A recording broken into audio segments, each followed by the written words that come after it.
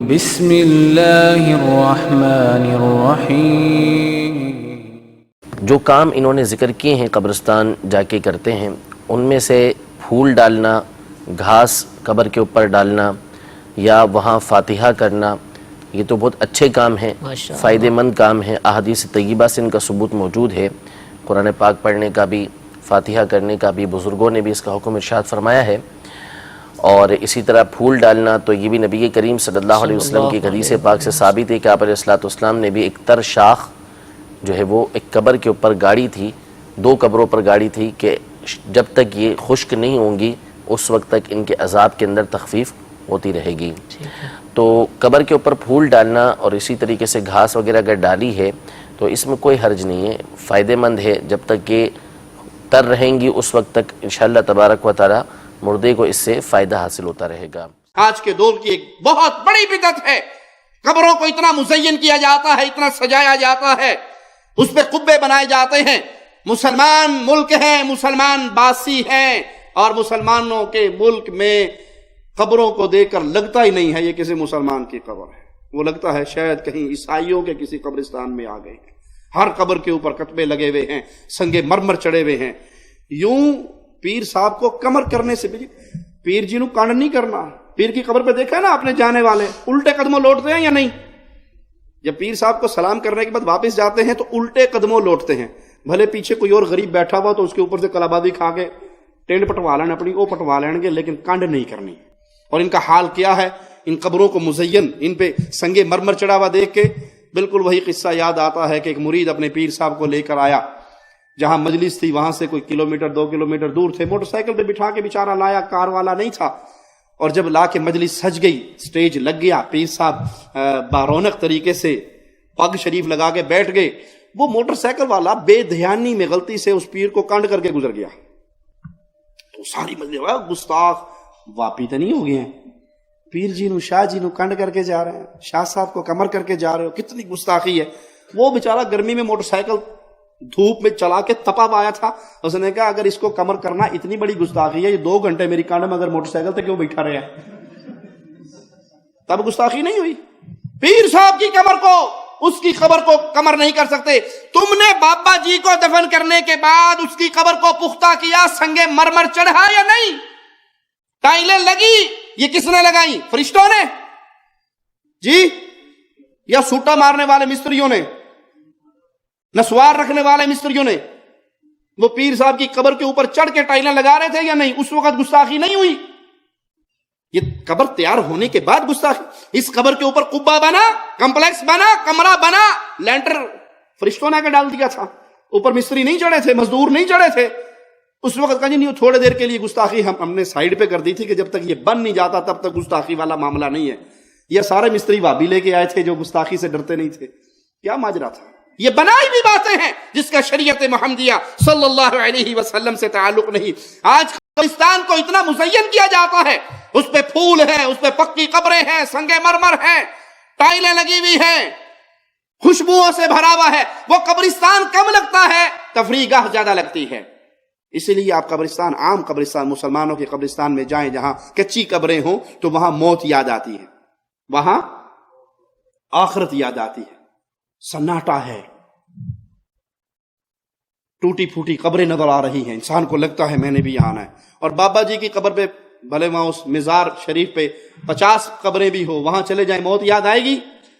وہاں کہیں قوالی چل رہی ہے، کہیں ڈانس چل رہا ہے، کہیں دھمال چل رہی ہے، کہیں پیر کرنٹ شاہ کی انگل کے کارنامے چل رہے ہیں، اگربتیاں چل رہی ہیں، عورتیں بن ٹھن کے سنور کے تیار ہو کے فل فلیج میک اپ کے ساتھ بابا جی سے پتر لینے کے لیے آئی ہوئی ہیں۔ وہاں جا کر جی کرتا ہے گھنٹے کے لیے آیا تھا، 4 گھنٹے کے بعد ہی واپس جاؤں۔ گناہ بھی نہیں ہو رہا اور سب کچھ مل بھی رہا ہے، منشیات کا اڈا ہے۔ قبرستان موت کو یاد کرنے کے لیے ایک عبرت گاہ تھی، جس کو سیر کا بنا دیا، جس کو تفریح کا بنا دیا۔ اسی وجہ سے مسلمان اپنے پیروں فقیروں بابوں کی قبروں پہ ایسی تعمیرات اور اس پہ ایسا فخر ہوتا ہے کہ پہلے مرنے والے کا کام 5-7 ہزار روپے میں گورکن کر دیتا تھا، اب تو قبر کو بنانے کے لیے لاکھ 2 لاکھ 4 لاکھ روپیہ لگتا ہے۔ اس کی تزئین پہ، اس کی آرائش پہ، یہ رسول اللہ صلی اللہ علیہ وسلم کے دین کے اندر ایک عہدہ اضافہ ہے۔ اور کچھ لوگ ایسا بھی کرتے ہیں کہ وہ دفنانے کے بعد قبرستان کے اندر یا درخت لگائیں گے یا ٹہنیاں لگائیں گے،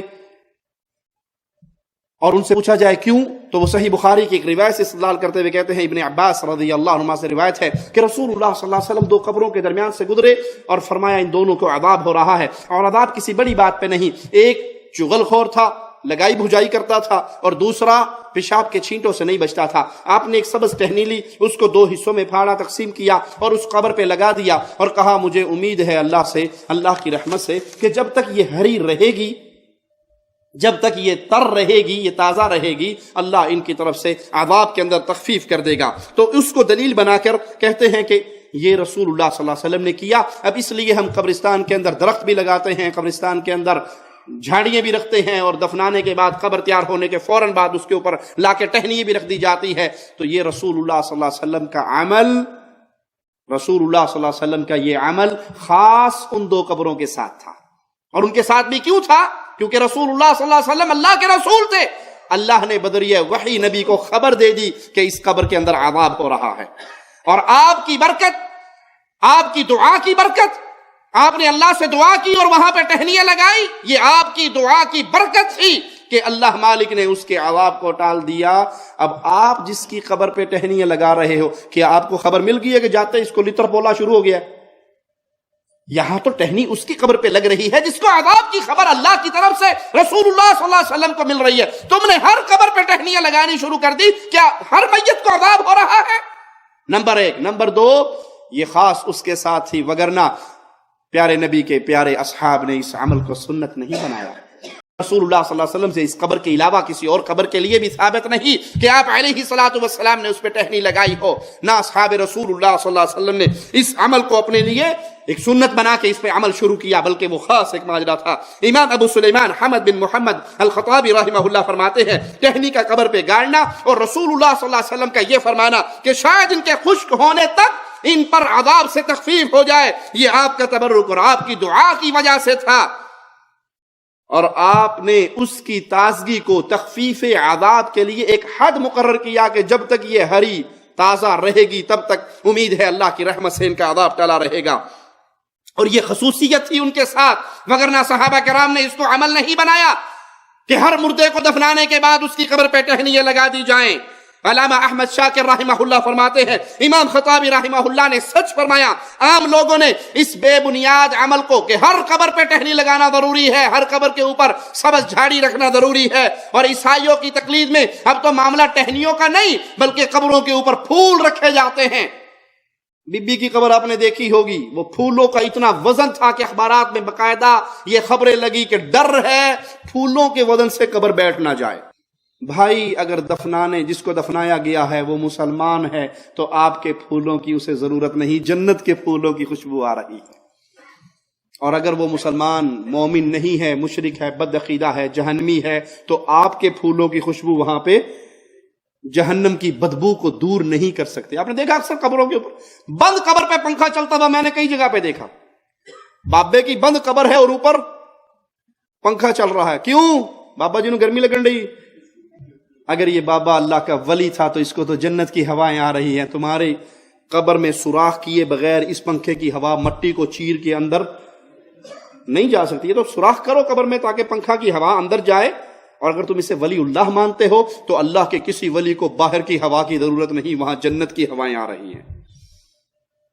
اور اگر ماجرا الٹا ہے تو تمہارے پنکھوں سے اس کی قبر کے اندر لگی ہوئی آگ کو کوئی بھجا۔ یہ کفار کی تقلید ہے، قبر پہ پھول چڑھانا، پھولوں کے انبار رکھنا آج عام رواج بن گیا ہے۔ لوگ تحفے تائے دیتے ہیں کہ یار میں تو نہیں جا رہا، عید کا دن ہے، جا رہے ہو، چلو یہ پھولوں کی پتیاں لے جاؤ۔ بابا جی کی قبر پہ پھولوں کی پتیاں ڈالی جاتی ہیں، جس پتیوں کو باقاعدہ اٹھا کے کھایا جاتا ہے، اس کو شفا سمجھا جاتا ہے۔